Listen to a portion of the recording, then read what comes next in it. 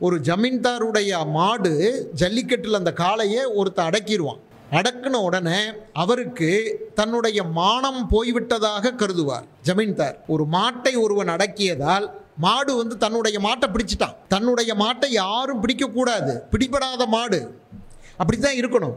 ஒருத்தன் பிடிச்சிட்டான், பிடிச்ச உடனே என்ன பண்ணுவார், நிற்க வச்சு உயிரோடு அந்த மாட்டின் தோலை உரிக்க சொல்லி ஆணையிடுவார். இது ராஜமயூருடைய நாவலில் பதிவாயிருக்கக்கூடிய காட்சி. இந்த சம்பவத்தை தான் அதற்கப்புறம் விரிவுபடுத்தி சீசு செல்லப்பா எழுதினார்.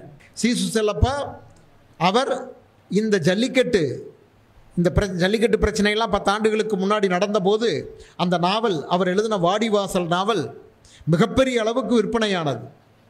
ஏன்னா அதை பற்றி அவ்வளவு பதிவு அந்த நாவலில் தான் இருக்குது. அவர் எடுத்த புகைப்படங்கள், சீசு செல்லப்பா ஒரு புகைப்பட கலைஞரும் கூட. ஜல்லிக்கட்டு நிகழ்ச்சியை அந்த காலத்தில் நடந்த 1940களில் அவர் புகைப்படங்கள் எடுத்திருக்கார். அந்த புகைப்படங்கள்லாம் ரொம்ப அபூர்வமானவையாக இன்றைக்கு இருக்கின்றன. அந்த வாடிவாசல் நாவலில் நாம் ஜல்லிக்கட்டு இப்போ இது தமிழர்களுடைய வீர விளையாட்டு அப்படின்னு மட்டும் ஒரே பார்வையில் பார்க்குறோம். அவர் அதுக்குள்ளே நிலவக்கூடிய பலவிதமான மனித உறவு சிக்கல்களை எல்லாம் விவரிப்பார். அதாவது மாட்டுக்கும் மனிதனுக்கும் உள்ள உறவு, மாட்டை மையமாக வைத்து மனிதருக்கும் உள்ள உறவு, இதையெல்லாம் சித்தரிப்பார். நீங்கள் ஜல்லிக்கட்டில் பார்த்தீங்கன்னா மனிதருக்கு நமக்கு நம்மை பொறுத்த வரைக்கும் அது விளையாட்டு. ஆனால் மாட்டுக்கு அது விளையாட்டு கிடையாது. மாட்டுக்கு உயிர் பயம், யாரோ தன்னை தாக்க வருகிறார்கள்ங்கிற உயிர் பயம். அதனால் ஒரு விளையாட்டுன்னா 2 அணியும் விளையாட்டுன்னு தெரிஞ்சிருக்கணும். ஆனால் இதை பொறுத்த வரைக்கும் ஜல்லிக்கட்டு அப்படி இல்லை. அப்போ இந்த மாதிரியான சிக்கல் இருக்கும்போது அதை மனிதர்கள் எப்படியெல்லாம் தங்களுடைய கௌரவம் சார்ந்து மதிப்பு சார்ந்து எப்படியெல்லாம் அதை பயன்படுத்துகிறார்கள்னு அந்த நாவலில் விவரிச்சிருப்பார். அதில் ஜல்லிக்கட்டை ஆதரிக்கிறாரா எதிர்க்கிறாருங்கிற கேள்வியெல்லாம் கிடையாது. அதை மையமாக வைத்துக்கொண்டு மனித உறவு சிக்கல்களை விவரித்திருப்பார். இதுதான் சீசு செல்லப்பாவுடைய நாவல். ஊவேசாவுடைய பெயரில் ஊவேசா சிந்தனை அரங்கம் என்று இதற்கு பெயர் சூட்டியிருக்கிறீர்கள். ரொம்ப மகிழ்ச்சியாக இருந்தது அதை பார்த்தபோது. ஏன்னா நான் உள்ளூர் படைப்புகளும் படைப்பாளிகளும்னு தலைப்பு கொடுத்துருக்கேன். இதற்கும் ஊவேசாவுக்கும் என்ன சம்பந்தம் அப்படின்னு பார்த்தீங்கன்னா நிறைய சம்பந்தம் இருக்குது. ஊவே சாமிநாத ஐயர் தமிழ்நாடு அறிந்த மிகப்பெரும் பதிப்பாசிரியர், மிகப்பெரும் தமிழ் அறிஞர். ஆனால் அவருடைய எழுத்துக்கள் எல்லாவற்றையும் நீங்கள் படித்து பார்த்தீங்கன்னா அவர் உள்ளூர் விஷயங்களுக்கு எவ்வளவு முக்கியத்துவம் கொடுத்திருக்கிறார் என்பதை நாம் தெரிந்து கொள்ளலாம். நமக்கு வாழ்க்கை வரலாறு என்ற ஒரு விஷயத்தை, அந்த வகைமையை தமிழில் உருவாக்கியவர் அவர். அதுக்கு முன்னால் அவ்வளவு கிடையாது. சுயசரிதம் கூட என் சரித்திரத்துக்கு பிறகுதான் தமிழில் பெருமளவுக்கு வருது. அவருடைய என் சரித்திரம் அந்த சுயசரித நூல்லையும் சரி, அவர் எழுதியிருக்கக்கூடிய வாழ்க்கை வரலாறு நூல்கள்லேயும் சரி, நீங்கள் பார்த்தீங்கன்னா அவர் வாழ்ந்த, அவர் சந்தித்த மனிதர்கள், அவர்கள் வெளி உலகத்துக்கு அவ்வளவு தெரியாதவர்களாக இருப்பாங்க, எல்லாரும் தெரிஞ்சிருக்க மாட்டாங்க. ஆனால் அப்படிப்பட்ட மனிதர்களை பற்றி ஏராளமான பதிவுகளை அவர் செய்திருக்கிறார். இன்றைக்கி கர்நாடக சங்கீத உலகில் கோபாலகிருஷ்ண பாரதியார் அப்படின்னு சொன்னால் தெரியாதவர்கள் இல்லை. ஒரு தமிழ்நாட்டில் நடக்கக்கூடிய ஒரு சங்கீத கச்சேரியில் கோபாலகிருஷ்ண பாரதியாருடைய ஒரு பாட்டையாவது பாடாமல் வித்வான்கள் இருக்க மாட்டாங்க. அந்த அளவுக்கு இன்று அவர் புகழ்பெற்றிருக்கிறார். ஆனால் அவருடைய வாழ்க்கை தொடர்பான செய்திகளை நமக்கு பதிவு செய்து கொடுத்தவர் ஊவே சாமிநாத ஐயர் தான். மாயூரத்தில், மயிலாடுதுறையில் அவர் மாணவராக மீனாட்சி சுந்தரம்பிள்ளை அவர்களிடம் இருந்தபோது கோபாலகிருஷ்ண பாரதியாரை சந்தித்து சில காலம் பழகி இருக்கிறார். அவரிடம் கொஞ்ச நாள் பாட்டு கூட கற்றுக்கிட்டார். அவ்வளவுதான். ஆனால் அவரை பற்றியான தகவல்களை எல்லாம் சேகரித்து கோபாலகிருஷ்ண பாரதியாருடைய வாழ்க்கை வரலாற்றை கிட்டத்தட்ட ஒரு 50 பக்கங்களில் எழுதியிருக்கார். அதுதான் இன்னைக்கு கிடைக்கக்கூடிய ஒரே வரலாறு கோபாலகிருஷ்ண பாரதியாரை பற்றியான வரலாறுனா அதுதான். கோபாலகிருஷ்ண பாரதியார் ஒரு 2-3 ஊர்களை தாண்டி வெளி உலகத்துக்கு போனவர் கிடையாது. அந்த மாயவரம், கும்பகோணம், அவருடைய கிராமம் முடிகொண்டான்னு ஒரு கிராமம், இவ்வளவுதான். அந்த பகுதியில் மட்டுமே தன்னுடைய வாழ்க்கையை கழித்தவர். ஆனால் அவரை தமிழ்நாடு முழுக்க அறிய வைத்த பெருமை அப்படிங்கிறது உவே சாமிநாதையருக்கு தான் உண்டு. இது மாதிரி பல பேரை அவர் சொல்லலாம். அவருக்கு கும்பகோணம் கல்லூரியில் ஆசிரியப் பணி கிடைப்பதற்கு காரணமாக இருந்தவர் தியாகராச செட்டியார் என்பவர். அவர்தான் கும்பகோணம் கல்லூரியில் தமிழ் பண்டிதராக இருக்கிறார். அவர் ஓய்வு பெறக்கூடிய நிலை வரும்போது, உடல்நிலை சரியில்லாமல் ஓய்வு பெறக்கூடிய நிலை வரும்போது, தன்னுடைய பணியை உவே சாமிநாதையருக்கு கொடுக்கணும் என்று பரிந்துரை செய்து அப்போது இருந்த அந்த கல்லூரியின் முதல்வராக இருந்த ஆங்கிலேயராகிய ஒரு துறை அவரிடம் சொல்லி இவரை நியமித்தவர். அவருடைய தியாகராஜ செட்டியாருடைய வரலாற்றை இவர் எழுதியிருக்கிறார். இவர் எழுதலைன்னு சொன்னால், தியாகராஜ செட்டியார்னு ஒரு தமிழ் பண்டிதர் இருந்தார், அவர் இவ்வளவு புலமையுடன் இருந்தார் என்பது நமக்கு தெரியாமலே போயிருக்கும். ஏன்னா ஒரு அரசு பணியில் இருக்கக்கூடியவர்கள் அந்த பணி முடிஞ்சு வெளியில் போனதுக்கப்புறம் அவர்களை பற்றி நினைப்பார் இல்லை. அதுதான் எவ்வளவு பெரிய செயல்கள் செஞ்சாலும் கூட அதுதான் நிலையாக இருக்கிறது. தியாகராஜ செட்டியாரை ஒரு நிலைப்படுத்தியவர் அப்படின்னா இவர் தான். அவரும் கும்பகோணமும் திருச்சியில் தான் கடைசி காலத்தில் அவர் வாழ்ந்தார். 2 ஊர்கள் தான் அவர் பார்த்த ஊர்கள். அந்த காலத்தில் போக்குவரத்துலாம் ரொம்ப கஷ்டம். அதனால் மக்கள் ஊர் விட்டு ஊர் செல்வது, பயணம் போவது இதெல்லாம் ரொம்ப அரிதாக இருக்கும். அதனால் மிக குறைந்த கிலோமீட்டர் தூரத்தில் வாழ்ந்த மனிதர்களை பற்றியெல்லாம் எழுதியவர் உவே சாமிநாதையர். இந்த மாதிரி பெரிய பிற்காலத்தில் அவர்கள் புகழ்பெற்றவர்களாக மாறியவர்களை பற்றி மட்டுமல்ல, சாதாரண மனிதர்களையும், தான் சந்தித்த சாதாரண மனிதர்களை பற்றியும் அவர் எழுதியிருக்கிறார். திருவாவடுதுறை மடத்தில் மாடு மேய்க்கக்கூடியவராக இருந்த ஒருவரை பற்றி ஒரு கட்டுரையில் எழுதியிருக்கார். இடையன் எரிந்த மரம் அப்படின்னு அந்த கட்டுரைக்கு தலைப்பு. சீவகசிந்தாமணி என்ற பெரும் காப்பியத்தை உவே சாமிநாதையர் பதிப்பிக்கிறார். அதில் இடையன் எரிந்த மரம்னு ஒரு சொல்லாட்சி வருது. அதை இவர் புரிஞ்சுக்க முடியல, இதுக்கு அர்த்தம் என்ன என்று. அதற்கு உரை எழுதின நச்சினார்க்கினியர் கூட இடையன் எரிந்த மரம் போல அப்படின்னு அப்படியே எழுதிட்டு போகிறாரு. அப்போ இவருக்கு அதுக்கு என்ன, ஏன் இந்த இடத்துல இந்த ஓமையை சொல்கிறாரு, இதுக்கு என்ன பொருள் என்று புரியலை. திருவாவடுதுறை மடத்தில் ஒரு முறை இவர் போய் தங்கியிருந்த போது மாடு மேய்க்கக்கூடிய ஒருவர் சொல்கிறார், இடையன் எறிஞ்ச மரம் போல அப்படின்ட்டு. என்ன அப்படின்னு அவர்கிட்ட விளக்கம் கேட்குறாரு. அப்போ கேட்கும்போது அவர் விளக்கம் சொல்கிறாரு, ஆடு மாடுகளை மேய்ச்சலுக்கு ஓட்டி செல்லும் போது ஒரு சல்லை, எங்கள் ஊர் பக்கம் சல்லைன்னு சொல்லுவாங்க, கத்தி வச்சு இருக்கும், அதை கொண்டு மரக்கொப்புகளை இழுத்து இந்த ஆடு மாடுகளுக்கு தின்பதற்கு வளைச்சி கொடுப்பாங்க. வளைச்சி கொடுக்கும்போது லேசாக அது ஒடியும். அதை முழுசும் ஒடிச்சிட மாட்டாங்க. கொஞ்சம் ஒடிஞ்சதுன்னா, பாதி ஒடிஞ்சதுன்னா அப்படியே விட்டுருவாங்க. மாடு தின்னத உடனே, ஆடு தின்ன உடனே அப்படியே விட்டுருவாங்க. ஏன்னா அது மறுபடியும் சேர்ந்து தழைஞ்சு வந்துடும். அதுக்காக அப்போ இடையன் எறிந்த மரம்ங்கிறது ஒரு கிளையை முழுக்க தரிப்பதல்ல, வெட்டுவது அல்ல. அது லேசாக ஒடியும். ஒடிஞ்சாலும் அதை விட்டுட்டா மறுபடியும் சேர்ந்துக்கும். அதற்காக அப்படி அந்த உவமையை, அந்த பொருளை ஒரு மாடு மேய்ப்பவரிடம் இருந்து தெரிந்து கொண்டு அவரை பற்றி அந்த கட்டுரையில் அவர் எழுதுகிறார். அதே போல் சிவசிந்தாமணி சமண சமய காப்பியம். அந்த சமண சமய காப்பியத்தில் பல கொள்கைகள் இவருக்கு புரியல. இவர் சைவ சாஸ்திரங்களை கற்றவர். சமண கொள்கை தெரியாது. அந்த காலத்தில் சமணர்கள் மிக குறைவான பேர்கள் தான் இருந்தாங்க. நூல்கள் கிடையாது, அதுவும் குறிப்பாக தமிழில் நூல்களே கிடையாது. அப்படி இருந்த காலம். இவருக்கு நிறைய இடங்கள் சிவசிந்தாமணியில் புரியல. திருத்தக்க தேவர் சமண மத தத்துவங்களை எல்லாம் விளக்குறாரு. அப்போ அந்த இடத்துல எப்படி புரிஞ்சுக்கிறது என்னும்போது, கும்பகோணத்தில் ஒரு பகுதியில் சமணர்கள் கொஞ்சம் பேர் வாழ்கிறாங்கன்னு தகவல் தெரியுது. அவர்களை போய் சந்திக்கிறாரு. அப்போ அதில் புலமை பெற்றவர்னு ஒருத்தர்கிட்ட கேட்குறாரு, அவர் என்ன சொல்கிறாரு, நீங்கள் மறுநாள் காலையில் 10 மணிக்கு எங்கள் வீட்டுக்கு வாங்க, இதுக்கெல்லாம் உங்களுக்கு இந்த சந்தேகத்தைலாம் நான் நிவர்த்தி பண்ணுறேன்னு சொல்கிறார். அதே போல் இவர் மறுநாள் போகிறாரு. ஏன் மறுநாள் சொல்கிறாருன்னு இவருக்கு தெரியல. சரி, அவர் சொல்கிறாரு அப்படின்னு மறுநாள் போகிறாரு. போனால் அந்த வீட்டுக்கு முன்னாடி 2 பக்கமும் திண்ணை, வாசல் இருக்குது. வாசலுக்கு 2 பக்கமும் திண்ணை இருக்குது. ஒரு திண்ணையில் சாமிநாதையர் உட்கார்ந்து கொள்கிறார். இன்னொரு திண்ணையில் அவர் அந்த வீட்டைச் சேர்ந்த அந்த சமணர் அவர் உட்கார்ந்து கொள்கிறார். சரி, நீங்கள் உங்கள் சந்தேகத்தை கேளுங்க அப்படின்னு அவர் சொல்கிறார். சாமிநாதையர் ஒரு சந்தேகத்தை சொல்கிறார். உடனே அவர் உட்கார்ந்திருந்த திண்ணை பக்கத்தில் ஜன்னல் இருக்குது. அந்த ஜன்னல் வழியாக உள்ள அந்த சந்தேகத்தை சொல்கிறார். உள்ளேருந்து ஏதோ முணுமுணுன்னு லேசாக ஒரு குரல் வருது.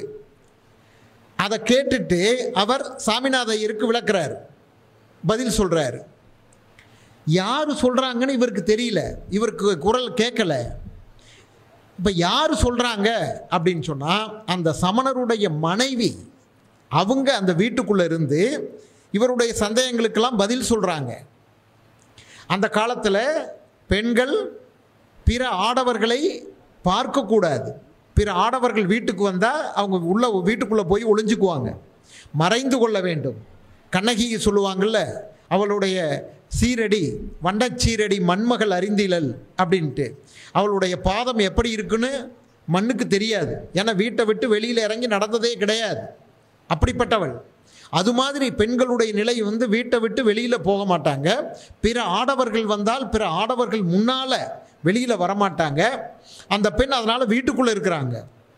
இவர் கேட்டு அதை அவங்கக்கிட்ட சொல்லி அப்புறம் அவங்க பதில் சொல்லி இதை திரும்ப இவர்கிட்ட வருது. இப்படி அந்த பெண்ணுடைய பெயர் கூட இவருக்கு தெரியாது. ஆனால் அந்த பெண்ணை பதிவு பண்ணுறார். அந்த பெண் தான் எனக்கு பல சந்தேகங்களை நிவர்த்தி செய்தவர் என்று சொல்லி அந்த பெண்ணை பற்றி ஒரு கட்டுரையில் இவர் பதிவு செய்கிறார். இதுபோல பல பேரை, சாதாரண மனிதர்கள், யாரென்றே வரலாற்றில் பதிவாகாத பல பேரை பற்றி பதிவு செய்தவர் உவே சாமிநாதையர். அது எல்லாமே நீங்கள் பார்த்தீங்கன்னா அந்த அவர் வாழ்ந்த கும்பகோணம், அரியலூர், இந்த மாயூரம், இந்த பகுதிகளில் கிராமங்களில் அங்கெல்லாம் இருந்த மக்களை பற்றி, மனிதர்களை பற்றியான பதிவுகள் தான் அவை எல்லாமே. அதனால் இந்த உள்ளூர் சார்ந்து நாம் செய்யக்கூடிய பதிவுகள்ங்கிறது மிக முக்கியமானவையாக எதிர்காலத்தில் மாறும். ஏன்னா அதெல்லாம் ஒரு ஆவணம், ஒரு வரலாற்று பதிவுகள். நாம் சாதாரண மக்கள் எப்படி வாழ்ந்தார்கள், ஒரு நூற்றாண்டுக்கு முன்னாடி எப்படி வாழ்ந்தார்கள்னால் இன்றைக்கி நமக்கு தெரியாது. இப்போ ஜெய்சீலன் சொல்லும்போது சொன்னார்ல 1925 எப்படி இருந்திருக்கும் அப்படின்ட்டு. இப்போ நாம் அப்போ பார்க்கும்போது இன்றைக்கி நம்ம தமிழ்நாட்டுடைய மக்கள் தொகையை நாம் இன்றைக்கி 10 கோடிக்கு பக்கமாக சொல்கிறோம். இந்தியாவுடைய மக்கள் தொகை 130 கோடி வந்துருச்சுங்கிறோம். அன்னைக்கு பாரதியார் 30 கோடி முகமுடையாள்னு பாடுறாரு. பாகிஸ்தான், பங்களாதேஷ் இதெல்லாம் சேர்ந்து இருந்த இந்தியா, அந்த இந்தியாவில் 30 கோடி தான் மக்கள் தொகை. அப்போ இன்றைக்கி நமக்கு 100 ஆண்டுகளில் நமக்கு அதில் எத்தனை மடங்கு அதிகரிச்சிருக்கிறோம், மக்கள் தொகை அதிகரித்திருக்கிறது அப்படின்னு பார்க்கணும். அப்போ இந்த மாதிரி மக்கள் தொகை அதிகரித்திருக்கும் போது அந்த காலத்தில் வாழ்ந்த மனிதர்கள் எப்படி வாழ்ந்தார்கள், அவங்களுடைய வாழ்க்கை எப்படி இருந்தது, இதெல்லாம் நமக்கு உள்ளூர் படைப்பாளிகள், உள்ளூரில் யாரெல்லாம் எழுதக்கூடியவர்களாக இருக்கிறார்களோ அவர்கள் தான் எழுதி வரலாறாகவும் ஆவணமாகவும் நமக்கு கொடுக்க முடியும். அதனால் உள்ளூர் படைப்பாளர்களுக்கு நாம் எப்போதுமே முக்கியத்துவம் கொடுக்க வேண்டும் என்பது என்னுடைய எண்ணம். நான் சில உதாரணங்களையும் நான் உங்களுக்கு சொல்ல முடியும். நான் கடந்த ஆண்டு பிரான்ஸ் நாட்டுக்கு நான் போயிருந்தேன். அப்போ அங்கே நம்ம ஈழத்தைச் சேர்ந்த ஒரு ஓவியர் வாசுகன்னு அவருடைய பேர், பாரிஸ் நகரத்தினுடைய புறநகர் பகுதியில் அவர் வசிக்கிறார்.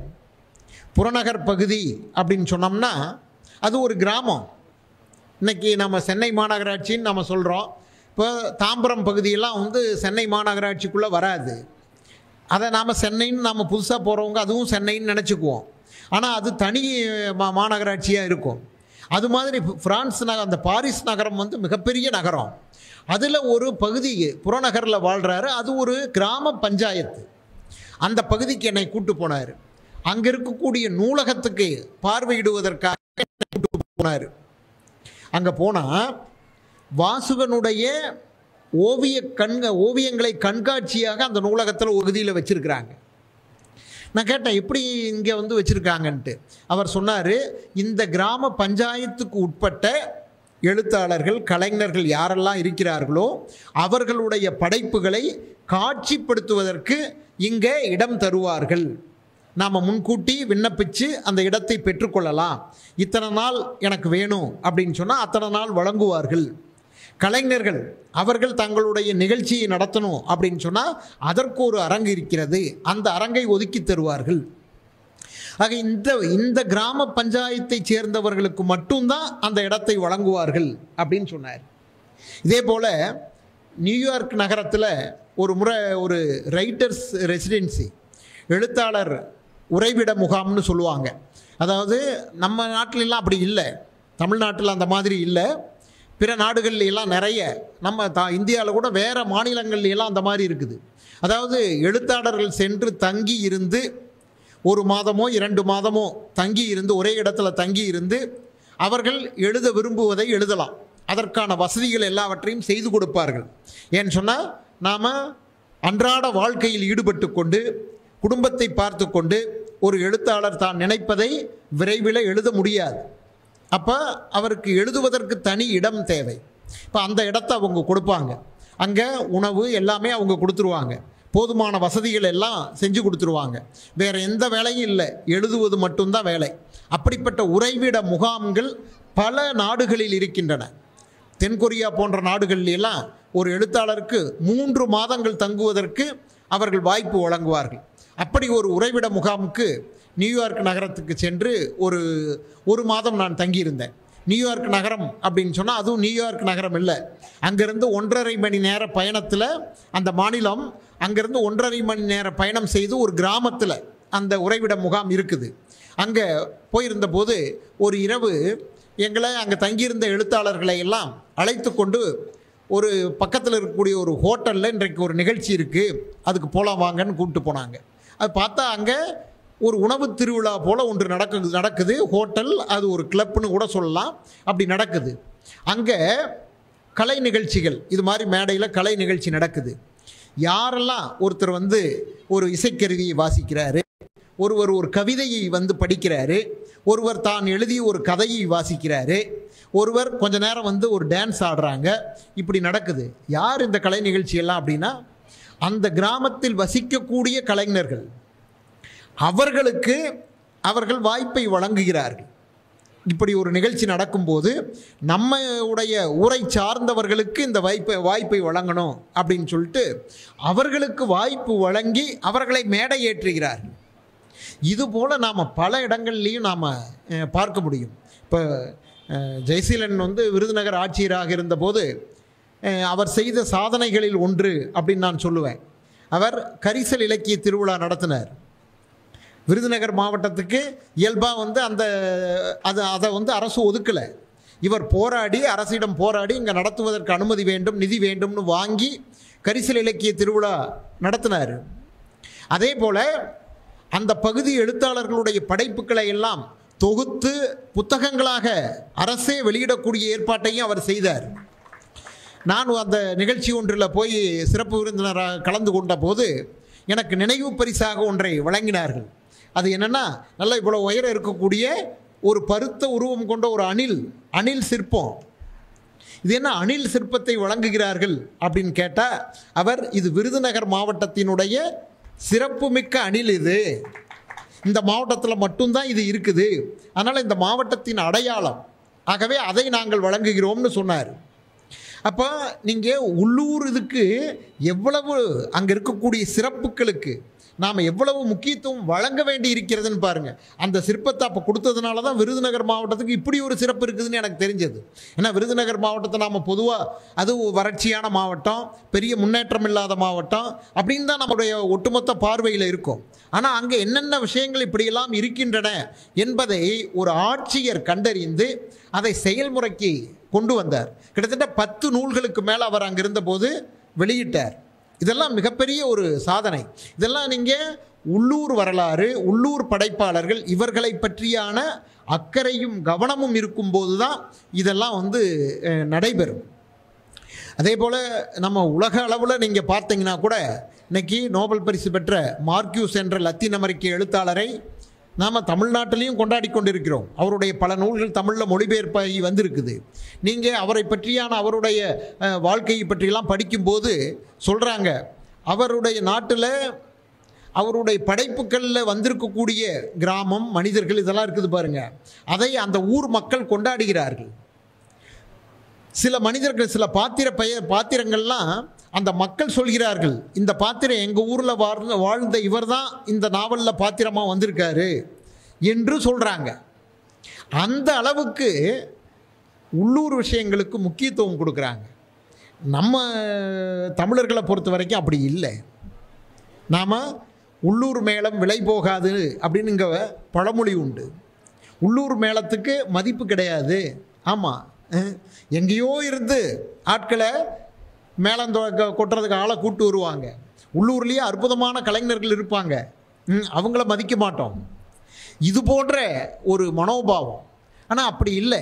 ஏன் உலக நாடுகளில் எல்லாத்துலேயும் பல நாடுகளில் அந்த நாட்டினுடைய சமூக வரலாறு மிகச்சிறப்பாக எழுதப்பட்டிருக்கிறது அப்படின்னா அதற்கு காரணம் இந்த உள்ளூர் அப்படிங்கிற அந்த பார்வை இருக்குது பாருங்கள், அதுதான் காரணம். நமக்கு அது இல்லாததுனால தான் தமிழர்களுடைய சமூக வரலாறு நாம் சும்மா சொல்லிக்குவோம். ஏன் நாங்கள் இப்போ 2000 ஆண்டுக்கு முன்னாடி எங்களுக்கு இலக்கியம் இருக்குது, உலகிலேயே தோன்றின முதல் மொழி எங்களுடைய தான் அப்படின்லாம் நாம் சொல்லிக்குவோம். ஆனால் ஆதாரங்கள் என்ன, நம்மக்கிட்ட என்ன வகையான ஆதாரங்கள் இருக்குது அப்படின்னா நமக்கு நிறைய கொடுக்க முடியாது. சமூக வரலாற்றுக்கே ஆதாரங்கள் இல்லை. இன்றைக்கி கிடைக்கக்கூடிய இலக்கியங்களை வச்சு தான் நாம் ஆதாரங்களை உருவாக்குறோம்.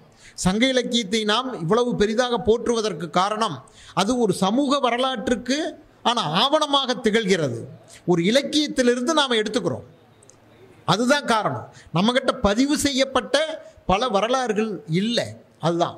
இப்போ இங்கே நான் திண்டுக்கல் மாவட்டத்தில் உள்ளூர் படைப்பும் படைப்பாளிகளும் பேசுகிறதுக்காக நண்பர்களிடமெல்லாம் கேட்டு இங்கே யாரெல்லாம் திண்டுக்கல் மாவட்டத்தை சேர்ந்த படைப்பாளர்கள் அப்படின்னு சொல்லிட்டு கொஞ்சம் பட்டியலெலாம் எடுத்து பார்த்தோம். நண்பர்கள் கொஞ்சம் பேர் உதவி பண்ணாங்க. அது முழு பட்டியல் அல்ல, ஆனால் நிறைய ரொம்ப அற்புதமான நிறைய பேரை பற்றியான தகவல் எனக்கு தெரிஞ்சது. எனக்கு கவனம் இல்லை, நிறைய பேரை தெரியும் எழுத்தாளர்களை, ஆனால் அவர்கள் இந்த பகுதியைச் சேர்ந்தவர்கள், இந்த மாவட்டத்தைச் சேர்ந்தவர்கள், இந்த மாவட்டத்தை பற்றி அவர்கள் எழுதியிருக்கிறார்கள் என்ற கவனம் இல்லை. இப்போ முக்கியமாக நான் அதில் பார்த்தபோது, நாம் எப்படி கர்நாடக சங்கீதத்தில் அதில் இப்போ இசை மூவர் அப்படின்னு சொல்லுவாங்க, தமிழ் இசையில் மூவர்னு சொல்லுவாங்க. அது மாதிரி திண்டுக்கல் மாவட்டத்துக்கு நாம் மூவர்னு 3 பேரை ரொம்ப குறிப்பிட்டு சொல்ல வேண்டியவர்கள் இருக்கிறாங்க. யார் யாருன்னா, முதல்ல 19ஆம் நூற்றாண்டில் தமிழ் நாவல் வரலாற்றில் முக்கிய இடம் பெற்றவராகிய PR ராஜமையர், கமலாம்பாள் சரித்திரம் என்ற அந்த நாவலை எழுதிய PR ராஜமையர், அவர் திண்டுக்கல் மாவட்டத்தைச் சேர்ந்த வத்தலக்குண்டு, அந்த ஊர் தான். அவருடைய பேரில் PR ராஜமையர்னு இருக்குது பாருங்கள். பி அப்படிங்கிறது வத்தலக்குண்டுனுடைய பேர் தான். வத்தலக்குண்டு இங்கிலீஷில் எழுதும்போது பத்தலக்குண்டு அப்படின்னு பி போட்டு எழுதுவாங்க. அதனால் அவருக்கு PR ராஜமையர் அப்படின்னு பேர். அவர் அந்த நாவலில் 19ஆம் நூற்றாண்டில் அநேகமாக 2வது நாவலாசிரியர் அவர் தான். 1வது நாவலாசிரியர் வேதநாயகம் பிள்ளை, 2வது ராஜமையர் தான். கானா சுப்பிரமணியம் போன்றவர்கள்லாம் பிரதாப முதலியார் சரித்திரம் நாவலாக உருவாகவில்லை, கமலாம்பாள் சரித்திரம் தான் நாவலாக உருவானது, ஆகவே அதைத்தான் முதல் நாவல்னு சொல்லணும்னு கூட சொல்கிறாங்க. அப்படிப்பட்ட வரலாற்று முக்கியத்துவம் வாய்ந்த ஒரு நாவலை எழுதியவர் இந்த மாவட்டத்தைச் சேர்ந்தவர். நீங்கள் அந்த நாவலை இன்றைக்கும் நீங்கள் ரொம்ப சுவாரஸ்யமாக படிக்கலாம். 1893 எழுதியது, இன்றைக்கி 125 ஆண்டுகளை கடந்து அந்த நாவல் இருக்குது. சுவாரஸ்யமாக படிக்கக்கூடிய நாவல். பல செய்திகளை, இந்த மாவட்டம் சார்ந்த பல செய்திகளை அவர் பதிவு செய்திருக்கிறார். இந்த பகுதியில் இருக்கக்கூடிய ஊர் பெயர்களை தான் அவர் பயன்படுத்தி இருக்கிறார். அதில் நான்லாம் அவரை சில சமயம் திட்டுறது கூட உண்டு. ஏன்னா நம்ம திரைப்படங்கள்லாம் தமிழாசிரியர்களை நிறைய கோமாளிகளாக சித்தரிப்பார்கள். அதிகமாக பார்த்திங்கன்னா வெண்ணிற ஆடை மூர்த்தி தான் தமிழாசிரியராக திரைப்படத்தில் அதிகமாக நடித்தவராக இருப்பார். ஒரு தமிழாசிரியர்னால் இப்படியெல்லாம் சேஷ்டைகள் பண்ணுவாங்க என்று அவரை ஒரு நகைச்சுவை நடிகர்கள் தான் பெரும்பாலும் தமிழாசிரியர்களாக இருப்பாங்க. ஹீரோக்கள் தமிழாசிரியராக நடித்தா அவங்களையும் கூட அப்படி ஆக்கிடுவாங்க. ரஜினிகாந்த் ஒரு படத்தில் தமிழாசிரியராக இருப்பார், வேட்டி கட்ட மறந்துட்டு போயிடுவார். அந்த ஆக தமிழாசிரியர் தான் இப்படியெல்லாம் என்று ஒரு எதிர்மறை சித்திரம் இருக்குது பாருங்க. அதை கொடுத்தவர் P.R. ராஜமையர் தான் முதல்ல அப்படின்னு கூட நாங்களாம் திட்டுறது உண்டு. அவருடைய நாவலில் கமலாம்பாள் சரித்திரத்தில் ஆடுசாப்பட்டி அம்மையப்ப பிள்ளை என்று ஒரு பாத்திரம் வரும். ஆடுசாப்பட்டி வத்தலக்குண்டு பக்கத்தில் இருக்கக்கூடிய ஒரு சின்ன கிராமம். உங்களுக்கெல்லாம் இந்த மாவட்டத்தை சேர்ந்தவங்களுக்கு தெரியும்னு நினைக்கிறேன். அவர் எழுதும்போது அந்த நாவல் எழுதுகிறாரு, 4 வீடுகளை கொண்ட மாபெரும் பட்டினம் ஆடுசாப்பட்டி அப்படின்னு எழுதுறாரு. கேலியே எழுதுறாரு. 4 வீடுகள் தான் அப்போ அந்த ஊரில் இருந்துதான். ஆனால் அது மாபெரும் பட்டினம் அப்படின்னு கேலி செய்து எழுதுறாரு. அந்த ஊரை சேர்ந்தவர் அம்மையப்ப பிள்ளை என்ற தமிழாசிரியர். அம்மையப்ப பிள்ளைன்னு பேருக்கு தகுந்த மாதிரி அவருடைய முகத்திலெல்லாம் அம்மை தழும்புகள் இருக்கும் என்று அவருடைய தோற்றத்தை எல்லாம் வர்ணிப்பார். அவர் கிட்டத்தட்ட ஒரு கோமாளி போல தான் அவர் சித்தரிப்பார். அவர் அந்த நாவலில் ஒரு முக்கியமான பாத்திரமாக வருவார். அவர் அந்த ஜமீன்தார், அந்த பகுதியினுடைய ஜமீன்தார்கிட்ட செல்வாக்கு பெற்றவர். ஏன் செல்வாக்கு பெற்றவர் அப்படின்னா, அந்த ஜமீன்தார் ஒரு முறை தன்னுடைய பரிவாரங்களோட காட்டுக்கு வேட்டைக்கு போவார். நாம் ஜமீன்தார், மன்னர்கள் இவங்களை பற்றியெல்லாம் நமக்கு இருக்கக்கூடிய சித்திரங்கள் இருக்குது பாருங்கள். அப்படியான கம்பீரமானவர்கள் குதிரை மேலே போவாங்க, ஆனை மேலே போவாங்க, இப்படிலாம் சித்திரங்கள் இருக்குது பாருங்கள். அதையெல்லாம் உடைக்கக்கூடிய பதிவுகள் அது இந்த கமலாம்பாள் சரித்திரத்தில் இருக்கும். கிட்டத்தட்ட அந்த ஜமீன்தார் இம்சையரசன் வடிவேலு போல தான்.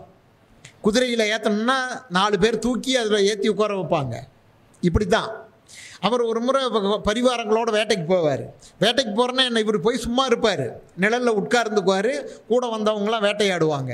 அப்போ ஒரு முறை ஒரு மானை துரத்திக்கிட்டு கூட வந்தவங்களாம் ஓடிடுவாங்க. இவரை ஒரு இடத்துல உட்கார வச்சுட்டு போயிடுவாங்க. இவருக்கு தண்ணி ரொம்ப தாகம், தண்ணி தாகமாக இருக்கும். இப்போ தாகம் எடுத்து தண்ணி குடிக்கிறதுக்கு இவருக்கு தெரியாது. ஏன்னா யாராவது பாத்திரத்தில் கொண்டு வந்து கொடுக்கணும் இவருக்கு, அப்போ தான் குடிப்பார். அதுதான் பழக்கம்.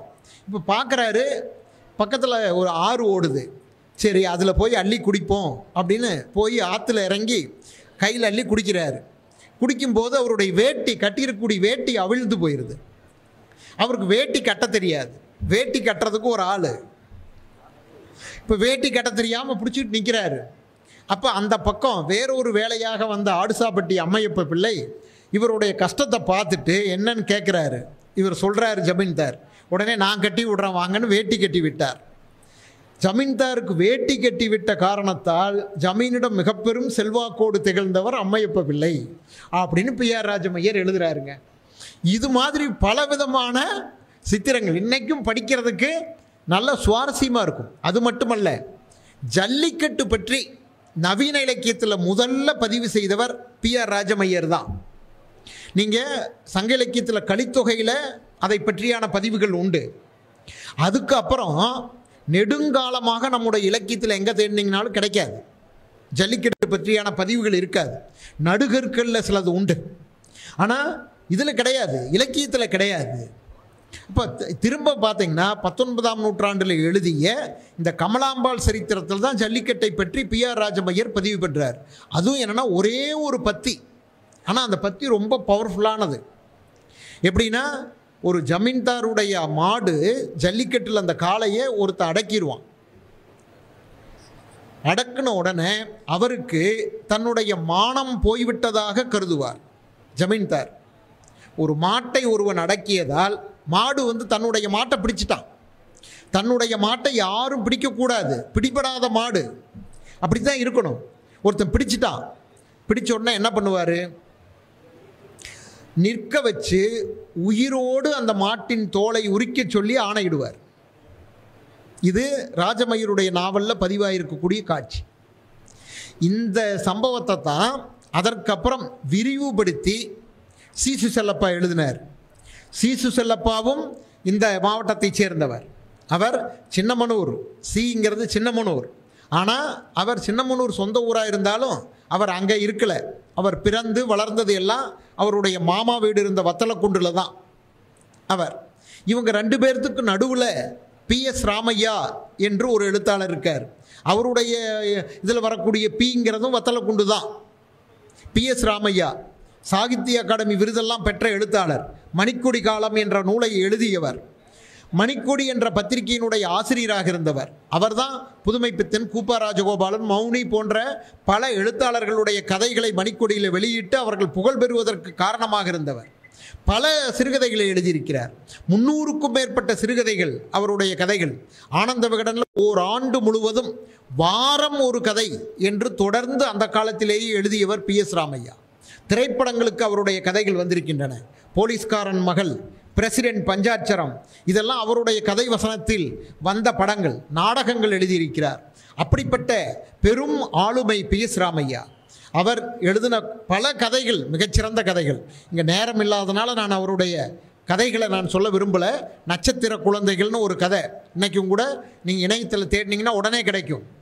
மிக அற்புதமான கதை. எந்த சிறந்த தொகுப்பிலும் சிறந்த சிறுகதைகள்னு தமிழ் சிறுகதைகளை தொகுத்தோம்னா அதில் இடம்பெறக்கூடிய கதை நட்சத்திர குழந்தைகள் என்ற கதை. அவ்வளவு அருமையான ஒரு எழுத்தாளர். அதற்கடுத்து இவங்க 2 பேரும். மூன்றாவதாகத்தான் நான் சீசு செல்லப்பா. அவர் இந்த ஜல்லிக்கட்டு பிரச்சனையெல்லாம் 10 ஆண்டுகளுக்கு முன்னாடி நடந்தபோது அந்த நாவல், அவர் எழுதின வாடிவாசல் நாவல் மிகப்பெரிய அளவுக்கு விற்பனையானது. ஏன்னா அதை பற்றி அவ்வளவு பதிவு அந்த நாவலில் தான் இருக்குது. அவர் எடுத்த புகைப்படங்கள், சீசு செல்லப்பா ஒரு புகைப்பட கலைஞரும் கூட. ஜல்லிக்கட்டு நிகழ்ச்சியை அந்த காலத்தில் நடந்த 1940களில் அவர் புகைப்படங்கள் எடுத்திருக்கார். அந்த புகைப்படங்கள்லாம் ரொம்ப அபூர்வமானவையாக இன்றைக்கு இருக்கின்றன. அந்த வாடிவாசல் நாவலில் நாம் ஜல்லிக்கட்டு இப்போ இது தமிழர்களுடைய வீர விளையாட்டு அப்படின்னு மட்டும் ஒரே பார்வையில் பார்க்குறோம். அவர் அதுக்குள்ளே நிலவக்கூடிய பலவிதமான மனித உறவு சிக்கல்களை எல்லாம் விவரிப்பார். அதாவது மாட்டுக்கும் மனிதனுக்கும் உள்ள உறவு, மாட்டை மையமாக வைத்து மனிதருக்கும் உள்ள உறவு, இதையெல்லாம் சித்தரிப்பார். நீங்கள் ஜல்லிக்கட்டில் பார்த்தீங்கன்னா மனிதருக்கு நமக்கு நம்மை பொறுத்த வரைக்கும் அது விளையாட்டு. ஆனால் மாட்டுக்கு அது விளையாட்டு கிடையாது. மாட்டுக்கு உயிர் பயம், யாரோ தன்னை தாக்க வருகிறார்கள்ங்கிற உயிர் பயம். அதனால் ஒரு விளையாட்டுன்னா 2 அணியும் விளையாட்டுன்னு தெரிஞ்சிருக்கணும். ஆனால் இதை பொறுத்த வரைக்கும் ஜல்லிக்கட்டு அப்படி இல்லை.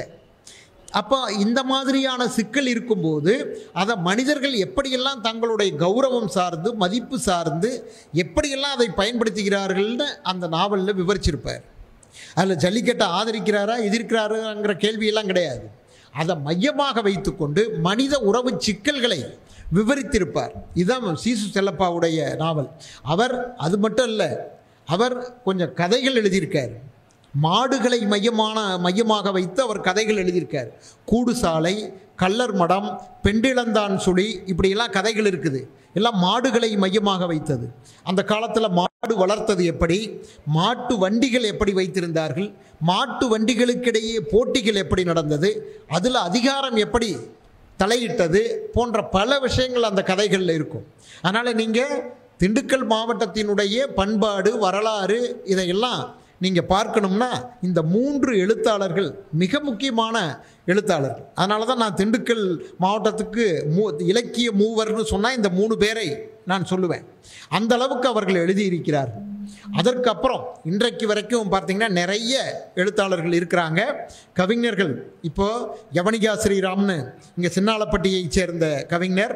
அவர் நவீன காலத்தில் அரசியல் கவிதைகள் எழுதுவதிலெல்லாம் மிக புகழ்பெற்ற ஒரு கவிஞர் அவர் இருக்கார். இங்கே கவியோவிய தமிழர்னு ஒரு எழுத்தாளர் இருக்கார். இங்கே வந்திருக்காரான்னு எனக்கு தெரியல. அவருடைய இப்போ ஒரு சிறுகதை தொகுப்புக்கு நான் எங்கிட்ட முன்னுரை கேட்டார். அந்த முன்னுரை எழுதியிருக்கேன். இந்த பகுதியை மையமாக வைத்து ரொம்ப அருமையான கதைகள்லாம் அவர் 2 தொகுப்பு, ஏற்கனவே ஒரு தொகுப்பு வந்திருக்கு, இப்போ ஒரு தொகுப்பு அருமையான கதைகள் எழுதியிருக்கிறார். இன்னும் வதிலை பிரபா, ஜோதிர்லதா கிரிஜான்னு ஒரு எழுத்தாளர், ஏராளமான கதைகள் எழுதினவங்க. அந்த காலத்தில் குமுதம், ஆனந்த விகடன் போன்ற பத்திரிகைகள்லாம் எழுதினவங்க. அவங்களும் இந்த பகுதியைச் சேர்ந்தவர்னு நான் இப்போ தான் தெரிந்து கொண்டேன். இப்படி நிறைய பேர் இப்போ திண்டுக்கல் மாவட்டம் தொடர்பான புத்தகங்களை NCBH 4-5 புத்தகங்கள் வெளியிட்டிருக்கிறாங்க. அதில் நிறைய தொகுப்பு பண்ணுவாங்க. பூர்ணா என்று கவிஞர் பூர்ணா அவங்க, இப்படி நிறைய பேர் இந்த பகுதியினுடைய எழுத்தாளர்களாக இருக்கின்றார்கள். அவர்கள் பதிவு செய்யக்கூடிய விஷயங்கள்லாம் எதிர்காலத்தில் மிக முக்கியமானவையாக இருக்கும். எப்போதுமே நீங்கள் உலகத்தில் பல படைப்புகள், பல படைப்பாளர்களை பார்த்தீங்கன்னா அவர்கள் எழுதுபவையெல்லாம் அவர்கள் வாழக்கூடிய உள்ளூர் சார்ந்து தான் அவர்கள் எழுதுவார்கள். இப்போ நீங்கள் ஆப்பிரிக்க இலக்கியங்கள், இங்கே தமிழ்நாட்டிலேயே சினுவா ஆச்சுபி, கூகிவா தியாங்கோ போன்ற எழுத்தாளர்கள்லாம் மிக பிரபலமாக இருக்கிறாங்க இலக்கிய வாசகர்களிடையே. அவங்கெல்லாம் எங்கே எதை எழுதுனாங்க அப்படின்னா, அவர்கள் ஆப்பிரிக்க நாட்டில் தங்களுடைய சின்ன கிராமத்தில் நடக்கக்கூடிய சம்பவங்களை தான் எழுதுனாங்க. சினுவா ஆச்சுபியுடைய சிதைவுகள்ங்கிற நாவல் மிக புகழ்பெற்ற நாவல். அது அவங்க கிராமத்தில் நடந்த சம்பவங்களை மையமிட்டு எழுதினது தான். அவர் அந்த மக்களுடைய பண்பாடு என்ன இருந்தது, அவங்களுடைய நம்பிக்கைகள் என்னவாக இருந்தது போன்றவற்றை மையமிட்டு எழுதியது தான். ஆக உள்ளூர் பற்றி எழுதுவது தான் படிப்படியாக விரிந்து உலக அளவிற்கு சென்று சேர்கிறது. என்னைவே கேட்கிறது உண்டு, நீங்கள் உங்கள் ஊரில் இருக்கக்கூடிய மேட்டாங்காடுகளை மையமாக வச்சு எழுதுகிறீங்க, இதை மொழிபெயர்ப்புகளில் போகும்போது இதை அந்த நாட்டு மக்கள் எப்படி உள்வாங்கிக் கொள்கிறார்கள், அவங்களுக்கு எப்படி புரியுது அப்படின்னு கேட்பாங்க. நான் அப்போ அதுக்கு ஒரே பதில் தான் சொல்கிறது. நாம் ரஷ்ய இலக்கியங்களை, ஏராளமான இலக்கியங்களை நாம் படித்திருக்கிறோம். மொழிபெயர்ப்பில் நாம் ஏராளமான நூல்களை நாம் படிச்சிருக்கிறோம். யாராவது நாம் ஸ்டெப்பி புல்வெளி எங்கே இருக்குதுன்னு போய் பார்த்துருக்குறோமா? மார்க்சிம் கார்கியுடைய நாவல்களில், இன்னும் நிறைய எழுத்தாளர்களுடைய நாவல்களில் அந்த ஸ்டெப்பி புல்வெளி பற்றி அவ்வளவு வர்ணனைகள் வரும். அங்கே கொட்டக்கூடிய பணியை பற்றி வரும். அப்போ அதெல்லாம் நமக்கு எப்படி அர்த்தமாச்சு? அந்த நிலவியல் நமக்கு பழக்கம் இல்லை, அந்த தட்பவெப்பம் நமக்கு பழக்கம் இல்லை. ஆனால் அந்த இலக்கியத்தை நாம் உள்வாங்கிக் கொள்ள முடிஞ்சது. ஐரோப்பிய நாடுகளுடைய இலக்கியம் மட்டும் அல்ல, நீங்கள் அமெரிக்காவினுடைய இலக்கியங்களையும் நாம் உள்வாங்கிக் கொள்ள முடிஞ்சது. எர்னஸ்ட் ஹெமிங்வேயுடைய கடலும் கிழவனும் இன்னைக்கு 10 பதிப்பகம் வெளியிட்டிருப்பாங்க. அவ்வளவு முக்கியமான புத்தகமாக அது இருக்குது. அப்போ அந்த வாழ்க்கையை நாம் எப்படி உள்வாங்கிக்கிட்டோம்? இப்போ நம்முடைய வாழ்க்கையை அங்கே போகும்போது அவங்க எப்படி உள்வாங்கிக்குவாங்கன்னு நாம் ரொம்ப கவலைப்படுறோம். அது நம்முடைய தாழ்வுணர்ச்சியிலிருந்து வரக்கூடியது அப்படின்னு தான் நான் கருதுகிறேன். ஏன்னா அவர்களைப் போலத்தான் நாம் நம்முடைய வாழ்க்கையை எழுதுகிறோம், அவங்க அவங்களுடைய வாழ்க்கையை எழுதுகிறாங்க. அவர்களுடைய வாழ்க்கை, அவங்களுடைய நிலத்தையும் அவங்களுடைய சூழலையும் மையமாக வைத்து அவங்க எழுதினாலும் மனித உணர்வுகள் ஒருங்கிணைக்கக்கூடிய காரணத்தினால், மனித அனுபவங்கள் ஒருங்கிணைக்கக்கூடிய காரணத்தினால் அவற்றை நாம் உள்வாங்கிக் கொள்கிறோம், அவற்றை நம்முடைய அனுபவமாக மாற்றிக்கொள்கிறோம். அதே போலத்தான் நம்முடைய படைப்புகள் அங்கே போகும்போதும் அவர்கள் உள்வாங்கிக் கொள்வார்கள். ஒன்றும் கஷ்டம் கிடையாது. இப்போ மாதுருபாகன் நாவல் ஒரு 6 மாதத்துக்கு முன்னால் ஃப்ரெஞ்சு மொழியில் வெளியிடப்பட்டது. அங்கே ஒரு புத்தகம் வெளியிட்டாங்கன்னா அதற்கு புக் ப்ரமோஷன்னு நிகழ்ச்சி வைப்பாங்க. இங்கே நமக்கு இன்னும் அதெல்லாம் அறிமுகம் இல்லை. நம்முடைய புத்தக சந்தை, நம்ம தமிழர்களிடையே புத்தகம் பற்றியான மதிப்பெல்லாம் ரொம்ப ரொம்ப குறைவு. அதனால் நமக்கு அதெல்லாம் இல்லை. அவங்க புக் ப்ரமோஷன்னு வைப்பாங்க. ஒரு புத்தகம் வெளிவந்துச்சுன்னா அந்த புத்தகத்தை எந்த அளவுக்கு வாசகர்களிடம் கொண்டு சென்று சேர்க்க முடியுமோ அந்த அளவுக்கு சேர்ப்பாங்க. அதுக்கான பலவிதமான உத்திகளை எல்லாம் கையாள்வாங்க. அப்போ அந்த நிகழ்ச்சிக்காக என்னை இங்கேருந்து அங்கே அழைச்சிருந்தாங்க. அந்த பதிப்பகம் என்னை அழைத்திருந்தார்கள். அங்கே போய் கிட்டத்தட்ட 15 நாளில் 10 நிகழ்ச்சிகளில் நான் கலந்துக்கிட்டேன். புத்தக கண்காட்சி, பல்கலைக்கழகங்களில் புத்தக கடைகளில் நிகழ்ச்சிகள் நடக்குது. அங்கே வந்திருந்தவங்க நிறைய பேர் நாவலை படிச்சுட்டு என்னோடு உரையாடு. இப்போ அவங்க கேட்ட கேள்விகள் இதிலெல்லாம் இருந்து எனக்கு என்ன புரிந்தது அப்படின்னு சொன்னால், மேலை நாடுகள்லேயும் நம்ம நாட்டில் இருப்பது போல் கிராமங்கள் இருக்குது. அவர்களும் விவசாயம் செய்கிறார்கள், அவர்களும் ஆடு மாடு வளர்க்கிறார்கள். அவங்களுக்கு இந்த அனுபவங்கள்லாம் விளங்கும். ஆக அவர்கள் தங்களுடைய நாட்டு கிராம வாழ்க்கையோடு இதை பொருத்தி பார்த்து புரிந்து கொள்கிறார்கள், அனுபவம் ஆக்கி கொள்கிறார்கள். அப்போ ரெண்டுக்கும் ஒப்பிட்டு சில கேள்விகளை கேட்குறாங்க. இன்னும் சில பேருக்கு நகரம் சார்ந்த வாழ்க்கை மட்டுமே பழக்கமானவர்கள், அவங்க கேட்குறாங்க, பல சந்தேகங்கள் கேட்குறாங்க. அவங்களுக்கு இந்தியா பற்றி தெரியாது, இந்திய வாழ்க்கை தெரியாது, அவங்களுக்கு புது அனுபவமாக இருக்குது. அதனால் அவங்க அப்படிப்பட்ட சந்தேகங்களை கேட்கிறார்கள். அப்போ ஒரு இலக்கியம், ஒரு புத்தகத்தை வாசித்தோம்னா 2 விஷயந்தான். ஒன்று, ஏற்கனவே நமக்கு இருக்கக்கூடிய அனுபவங்கள் இருக்குது பாருங்கள், அந்த அனுபவங்களோடு இந்த புத்தகம் தரக்கூடிய அனுபவம் இயைந்து நமக்கு அதை ஒரு புதிய கோணத்தில் பார்ப்பதற்கான ஒரு பார்வையை வழங்கும். அது நம்ம வாழ்க்கையவே நாம் திரும்பி பார்க்க முடியும். அவர் சொன்னார்ல, மனிதன் எவ்வளவு தவறுகள் செய்திருக்கிறான், அந்த தவறிலிருந்து கற்றுக்கொண்டு வந்திருக்கிறான். தவறுகள்லாம் நாம் எப்படி செஞ்சுருக்கிறோன்னு சொல்கிறது தான் இலக்கியமும் கூட. ஒரு சந்தர்ப்பத்தில் எப்படி நடந்திருக்குது, ஒரு கேரக்டர் எப்படி நடந்திருக்கு, ஒரு அனுபவம் எப்படி இருக்குது. அப்போ அந்த அனுபவத்தை நம்முடைய அனுபவத்தோடு பொருத்தி பார்த்து நாம் புரிந்து கொள்ள முடியும், நம்மை சரி செய்து கொள்ள முடியும். இது இன்னொன்று, நமக்கு அறிமுகமே இல்லாத ஒரு புதிய வாழ்க்கையை நாம் அறிமுகப்படுத்தி கொள்ள முடியும். நீங்கள் தமிழ்லேயே இப்போ ராஜம் கிருஷ்ணன் அவங்களுடைய 100ஆண்டு விழா இப்போ நடந்து கொண்டு இருக்கிறது. ராஜம் கிருஷ்ணன் கரிப்பு மணிகள்னு ஒரு நாவல் எழுதியிருக்காங்க. உப்பு விளைவிக்கக்கூடிய தொழிலாளர்களை பற்றியானது. எனக்கு அந்த வாழ்க்கை சுத்தமாக தெரியாது.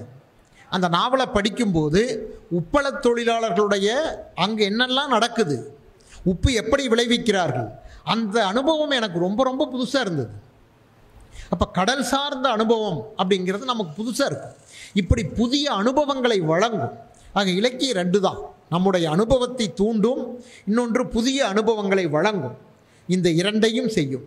ஆகவே அந்த அடிப்படையில் நாம் உள்ளூர் படைப்பாளர்களை நாம் ஊக்கப்படுத்த வேண்டும். அவர்களுடைய படைப்புகளை வாசிக்க வேண்டும். அவர்களுக்கு நாம் முக்கியத்துவம் தர வேண்டும் என்ற செய்தியை இந்த உரையில் முன்வைத்து முடித்துக்கொள்கிறேன். அனைவருக்கும் நன்றி, வணக்கம்.